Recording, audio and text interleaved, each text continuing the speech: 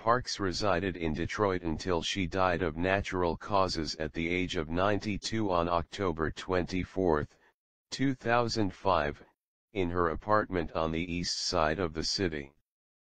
She and her husband never had children and she outlived her only sibling.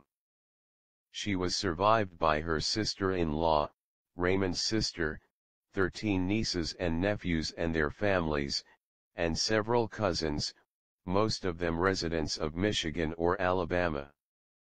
City officials in Montgomery and Detroit announced on October 27, 2005, that the front seats of their city buses would be reserved with black ribbons in honor of Parks until her funeral. Parks' coffin was flown to Montgomery and taken in a horse-drawn hearse to the St. Paul African Methodist Episcopal, AME, Church, where she lay in repose at the altar on October 29, 2005, dressed in the uniform of a church deaconess. A memorial service was held there the following morning. One of the speakers, United States Secretary of State Condoleezza Rice, said that if it had not been for Parks, she would probably have never become the Secretary of State. In the evening the casket was transported to Washington, D.C. and transported by a bus similar to the one in which she made her protest, to lie in honor in the rotunda of the U.S. Capitol.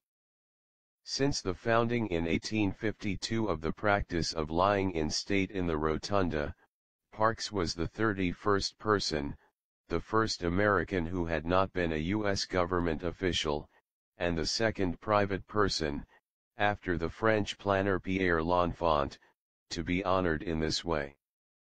She was the first woman and the second black person to lie in state in the Capitol. An estimated 50,000 people viewed the casket there, and the event was broadcast on television on October 31, 2005. A memorial service was held that afternoon at Metropolitan AME Church in Washington, D.C. With her body and casket returned to Detroit, for 2 days, Parks lay in repose at the Charles H. Wright Museum of African American History. Her funeral service was 7 hours long and was held on November 2, 2005, at the Greater Grace Temple Church in Detroit. After the service, an honor guard from the Michigan National Guard laid the U.S. flag over the casket and carried it to a horse-drawn hearse, which was intended to carry it, in daylight, to the cemetery. As the hearse passed the thousands of people who were viewing the procession, many clapped and cheered loudly and released white balloons.